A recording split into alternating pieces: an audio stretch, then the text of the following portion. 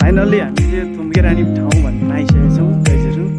लामो यात्रापछि चाहिँ हामी आइसकेका छौँ है गाइजहरू। यहाँ एकदम विकास निर्माण काम पनि भइरहेछ। यो उठ्दा चाहिँ एकदम रमाइलो छ, ढुङ्गा लागेर चाहिँ अलिकति ह्याङ भइरहेछ है गाइजहरू।